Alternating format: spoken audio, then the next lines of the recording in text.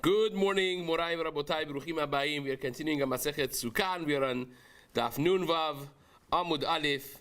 We started the Mishnah really on the bottom of the Amud. We're going to restart the Mishnah and explain it. Today's Amud is being learned as is Chud Refuah Shalema for Daniela Bat Rachel and Manzal Bat Saltanat Goltaj, dedicated by Dan family, and also for Refuah Shalema of Daniel Moshe Ben Farangis and Abraham, sponsored anonymously. Also for Refuah Shalema of Rachel Simcha Bat Nahid, and Refuah Shalema of Sarah Bat Mina, dedicated by the Taban family. Also dedicated the learnings of the community. This month has been dedicated Le'ilui Neshmat Betzalel Ben Rafael Vester, by the Mahbubi family, also dedicated by Shea family and Dayan families. Should be an ultimate zchut for all of their mishpachot. Amen. Okay, so the last Mishnah of Masechet Succah speaks about, really is an off tangent of what we spoke about, the Chiluk Lechem Aparim, the division of the showbread that was in Mikdash every Shabbat afternoon. And now we're going to discuss the specific cases that happened. What would happen if the Yom Tov falls to be on Shabbat? How about if Yom Tov and Shabbat are adjacent back to back? And how about if they are a day apart? Those are really the discussions we're going to have. So we explained the backdrop of this Mishnah, that every Shabbat, the Shabbat was really the day that the guards changed, right? The Mishmar HaYotzeh v'Mishmar HaNichnas, the day of Shabbat itself, 2 Mishmarot served in the Beit HaMikdash. Unlike regular days, so you mentioned that 24 Mishmarot Keuna, and every week one of them served in the Beit HaMikdash, and we went through the entire 24 of them, and we went through the cycle. This was week by week. And what's the day that the guards switched? It was the day of Shabbat itself. In the morning of Shabbat, you had one mishmar, and in the afternoon of Shabbat, it was a different mishmar that served in the Beit HaMikdash. So you had Mishmar HaNichnas and Mishmar HaYotzeh, both of them serving in the Beit HaMikdash at the same time. So therefore, both of them obviously got from the Lechem HaPanim, which was not necessarily one of the avodot. We mentioned that the korbanot that they brought, every la kohen makriv lo yiyeh, that the kohen that would bring the korban would be entitled to keep the chelek, the portion that would go to the kohanim, whether it was the skin from korban olah or was chazeh v'shok from the shlamim. Lechem HaPanim was not necessarily like that. It's not anybody's chelek necessarily. It's the mishmar that is working on Shabbat. So both of the mishmarot would take Lechem HaPanim on a regular Shabbat. That's simple, right? Now we'll see in the Mishnah that there's machloket Tanaim, if they got it 6, 12 Lechem HaPanims, if they divided it equally, 6 for the Mishmar HaNichnas and 6 for the Mishmar HaYotzeh, or was it maybe 7, 5? We'll discuss that in just a moment, but that's the normalcy of every Shabbat of the year round. Now when we had Shavuot fall on Shabbat, or Shabbat Chol HaMoed of Pesach, and Sukkot, or if the Shabbat fell on Yom Tov, Rishon or Achron of Sukkot and Pesach, we said that all the 24 Mishmarot that are there present, they would divide Lechem HaPanim, right? And we also mentioned that even though that you're talking about hundreds, if not thousands of Kohanim, there would be enough for all of them. The Gemara says in Masechet Yuma Lamed that this was a blessed Lechem HaPanim. Again, everything on a level of miraculous in the Mikdash. So everyone would divide. So now, our Mishnah really picks up from all of this backdrop, saying that if you have Yom Tov HaSamuch LeShabbat, if you have a Yom Tov that's not on Shabbat, but it's Samuch LeShabbat, it's adjacent to Shabbat, either right before or right after, ben milfanea, ben la'acharea, hayukol HaMishmarot, shavot bechiluk lechem hapanim. That too would result in all of the 24 Mishmarot, not just two, but the 24 Mishmarot, all of them dividing lechem hapanim equally. It would become basically like a Yom Tov that's on Shabbat or Shabbat of Chol HaMoed. Even though that it's not the Chag, and they shouldn't, technically speaking, be taking anything. They should have zero chelek in lechem hapanim, and yet they all divided equally. We'll see in the Gemara that this was a takana d'Rabbanan, so takanat Chazal. Why is it? By the way, because they couldn't be anywhere else. They couldn't go to Beit HaMikdash on Shabbat. So therefore, if Yom Tov falls to be, or go from the Beit HaMikdash home on Shabbat, so therefore if Yom Tov falls to be on Motzei Shabbat, on Sunday, when do they have to come to the Mikdash? Friday. So they have to be there on Shabbat. Not because they're working, they're not working. It's not Yom Tov yet. But they have to be there present because it's a technical problem. They can't come on Shabbat. And same is, if the Yom Tov finishes on Friday afternoon, Friday evening, so it's already Shabbat, so what are you going to do? They can't go back, so they have to be mitakev, they have to wait until after Shabbat. So essentially, they are stuck there on Shabbat, not because it is their time to serve. They're not serving, but they're there. So once they're there, Chazal instituted that if 24 Mishmarot are all there on this Shabbat, they will be getting lechem hapanim. Now, they're not getting the other korbanot. That's the kohen makriv lo yeh. So there is a bit of technicality over here to be answered, which we're not going to get into, but just to mention it, there are those mefarshim that understand that unlike the korbanot of the Beit HaMikdash that are divided, la kohen makriv lo yeh, the pasuk says a kohen that brings it, he will be zocheh, he will have the merit of taking that portion of the korbanot. Lechem hapanim is not like that. Lechem hapanim is halacha Moshe, it's not from that pasuk, and therefore we are able to, we have like a little wiggle room to give this to the other kohanim mitakara d'Rabbanan as well. And other mefarshim say no, lechem hapanim also on a regular Shabbat is from the pasuk of la kohen makriv lo yeh, that the kohen that does the avodah gets to divide. But on Chagim, it's a little different.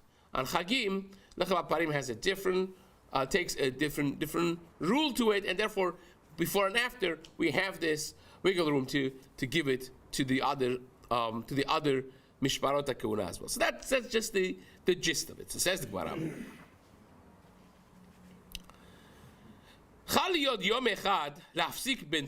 Now, how about if they're not adjacent together? It's not that Yom Tov is Sunday or Friday. It's that Yom Tov is Monday or Thursday. So there is a Yom Chol. There is 1 day gap between the end of Yom Tov and Shabbat, or Shabbat and the beginning of Yom Tov.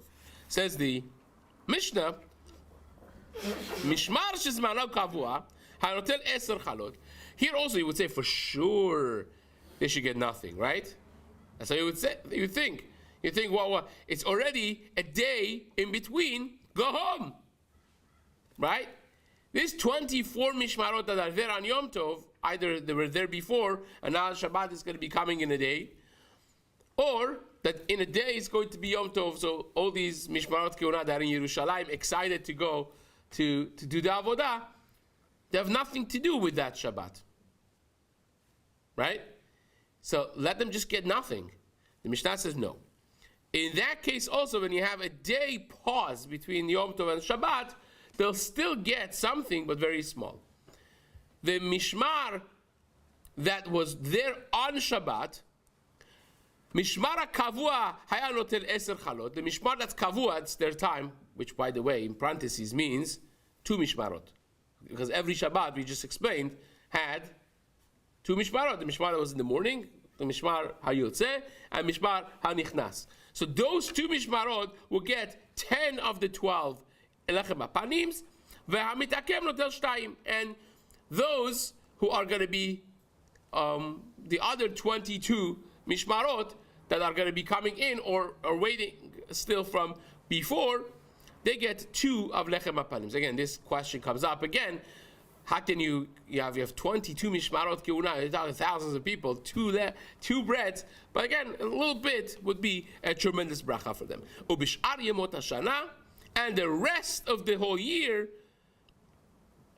says the Mishnah, hanichnas notel 6 vayotze notel 6. It will be divided every Shabbat, a regular Shabbat of the year would be 6 and 6, says the Mishnah. The Mishmar Nichnas, the one that's incoming, the incoming Mishmar gets 6, the outgoing Mishmar gets also 6. Rabbi Yehuda Omer, Rabbi Yehuda says no. Ha Nichnas notel 7, the Nichnas is more important, so they get 7, v'hayotze notel 5, and the one going out gets only 5. So that's Rabbi Yehuda. Now, speaking of which, when we say that the nichnas is more important than the yotzeh, it's actually very important because the ones who are nichnas, they are coming to do the avodah. They are people who are ready to do the mitzvah, right?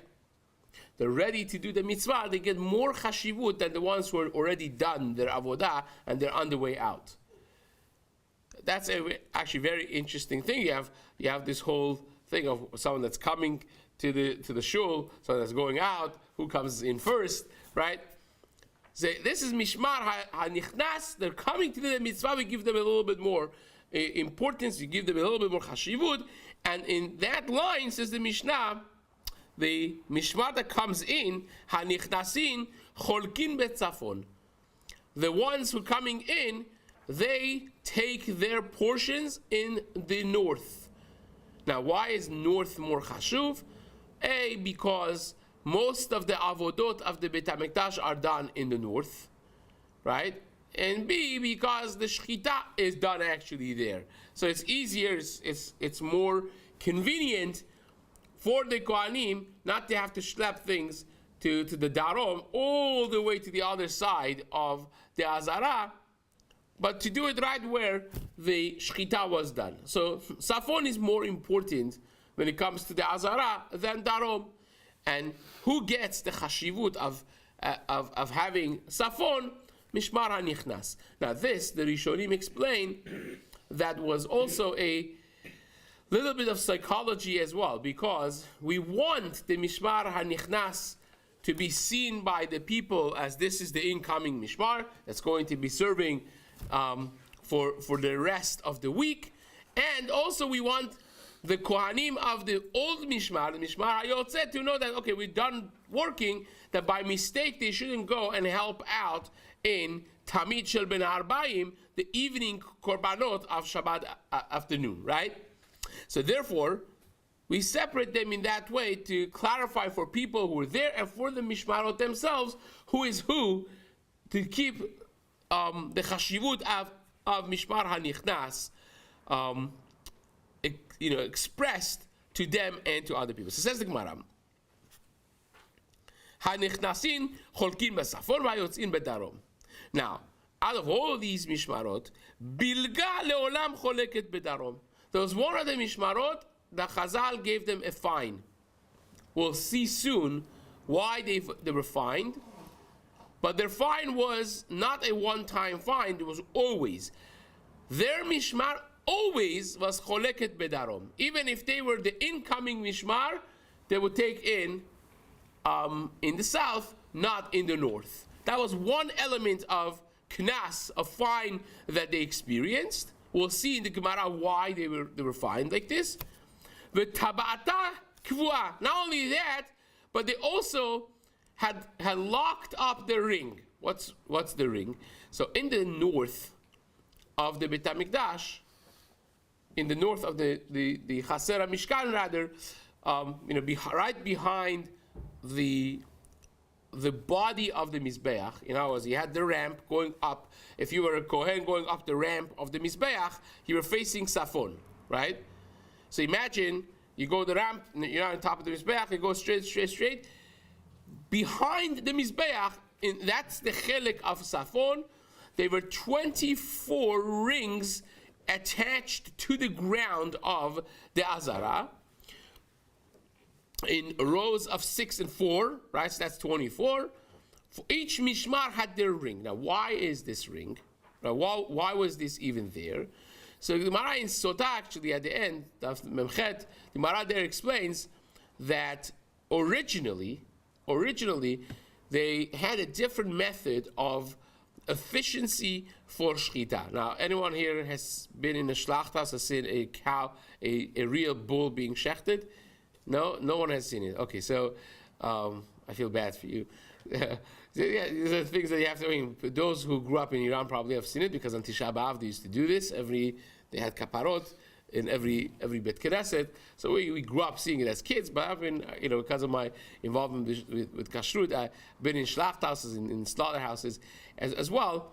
Nowadays is all with machinery, mechanical. They lock them into narrow thing, and their chin is lifted, or they're made back, upside down. Different slaughterhouses have it in a different way to make it possible and easy for the shochet to be able to shecht without having a fighting animal that's moving the neck and messes the whole process of shechita. And when you're talking about a 900, 1,000, 1,200 pound beast, it's much harder than, and you have to have efficiency of all the korban that are coming in. So how are you going to do it? So they had to drop the thing on the floor and hold it tight. So the way they did it, the Gemara says, was they would make a srita ben aynaim. They would make a scratch, a cut. I'm not sure exactly how that helps.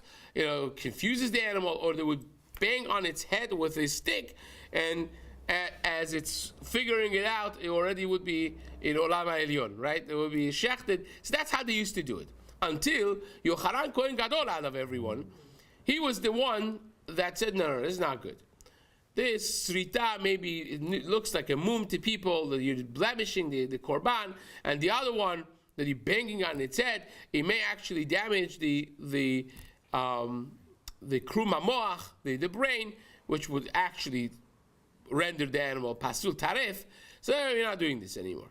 So he was metaken to have these rings in order for the proper efficiency in the Beit HaMikdash, and they had these rings. They would make it 10 times easier for them to have the animal lay without being immobilized, basically, in the area of shechita, and then the shochet would shecht. So that's the history of the rings, right? Now the rings were half a circles, right? Narrower on top than on the bottom, and one side was attached to the ground, and the other side would open and lock. So imagine you have this half a circle that would be locking in. It would put the animal, lock it in, and then you're able to shecht. Now, by Bilga, the second knas that they had was they locked the tabat. They're not allowed to use it. Rashi writes that what they had to do was they had to borrow and use other people's tabat. Right? It says always bizayon. You have to go as a mechila. Can I use your ring over here? Right? They didn't have the ring was there, but they're not allowed to use it. It was locked, not usable. Others write that the shape was different and so on to make it impossible. But it's either like Rashi or other Rishonim who write that they didn't use any ring. They had to do it the way it was done prior to the Takana of Yochanan Kohen Gadol of Sotah Memchet fame.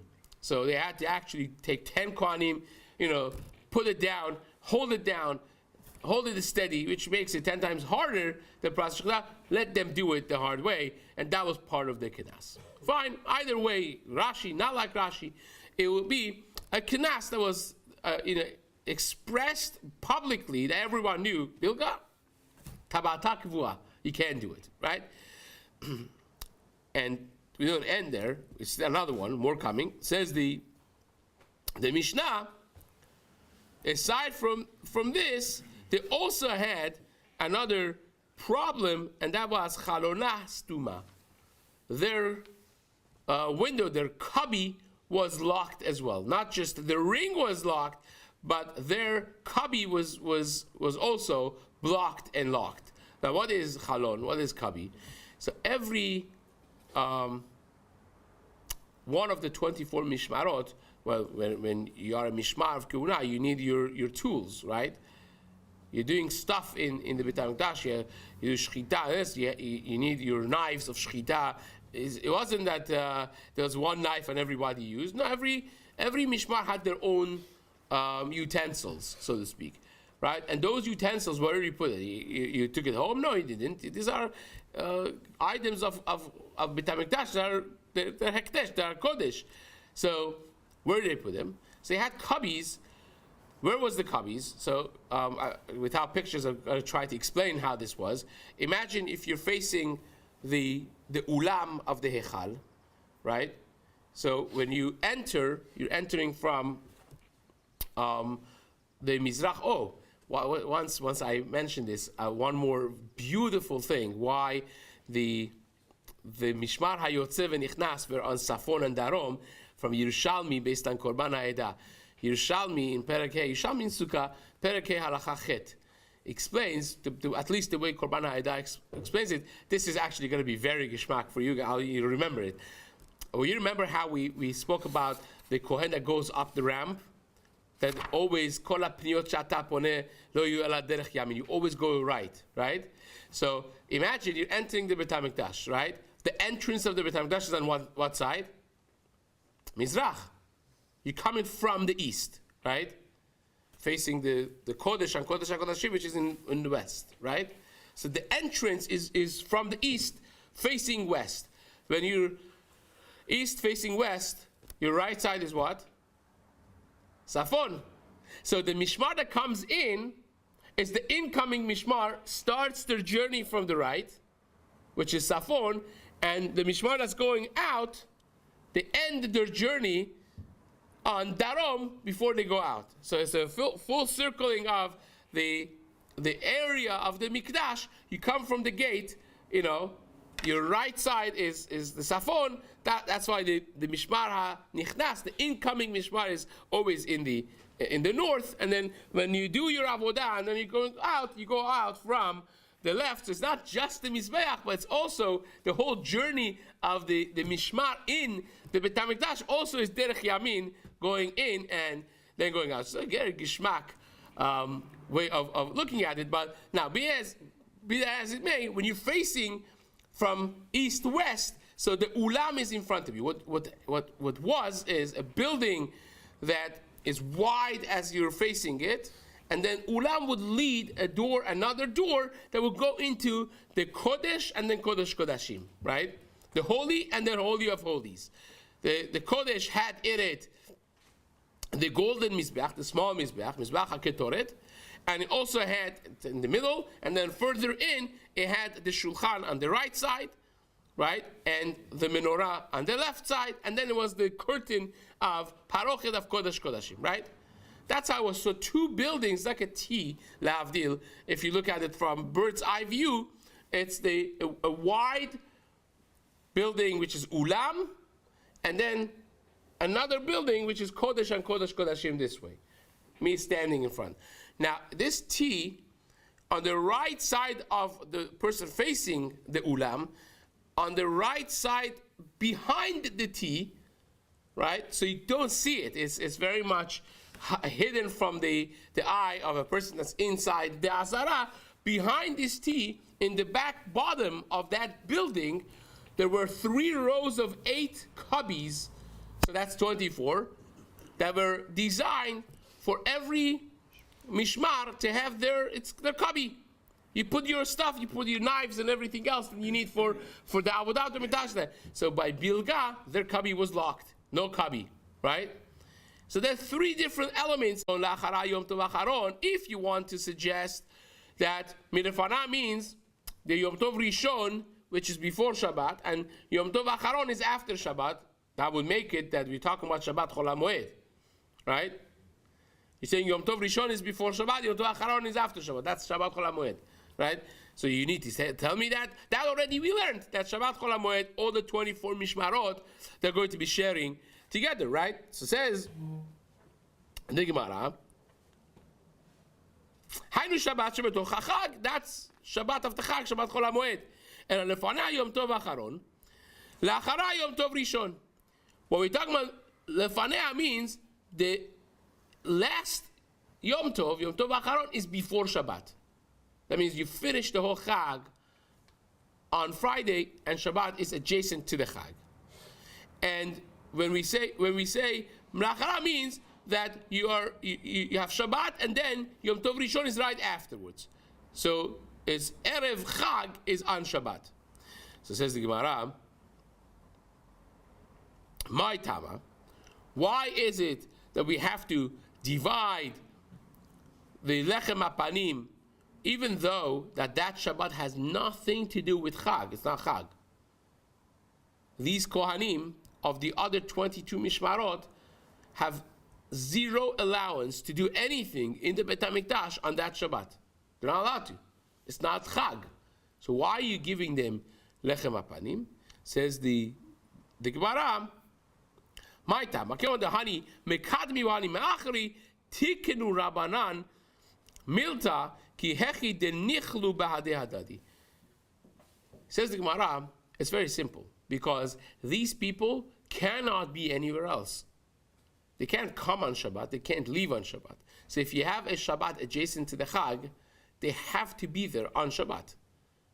If the Yom Tov Rishon of the Chag is on Sunday, these people can't come Motzei Shabbat, they have to come Erev Shabbat. So you have all these hundreds or thousands of Kohanim that are in that area on Shabbat doing nothing, but they're there. And if the Yom Tov finishes on Friday, also they can't, Friday afternoon, they're going to Shabbat, they can't leave on Leil Shabbat, they have to stay there until Motzei Shabbat. So even though that their job is done, Yom Tov is finished, they still have to stay there. Doesn't Shabbat have its own? Of course it does. Shabbat is only Lechem HaPanim. The only Lechem HaPanim is divided on Shabbat. Lechem HaPanim stays there on the Shulchan. The Shobret stays there the whole week from Shabbat to Shabbat. On Shabbat you divide it. So on Shabbat that you divided is not Yom Tov. It's either finished Yom Tov or it hasn't started the Chag, right? So why do you do it? Says the Gemara, because once they're there, once all these Mishmarot Keuna are there, the additional 22 Mishmarot are there, Chazal made a takana. This is a takana d'Rabbanan. Midoraita, you're right. They have no right to divide Lechem HaPanim. But once they're there, it's not nice that the Kohanim should not be eating together. They're all there. So therefore, Chazal were metaken that they should also divide in order for them, for all of the Kohanim, Kihechi, Denichlu, Ba'adadadi, that they should all be eating together. And that brings us to the next piece of the Gemara, which is going to be the final piece of the Gemara, Be'ezat Hashem, in the next shiur.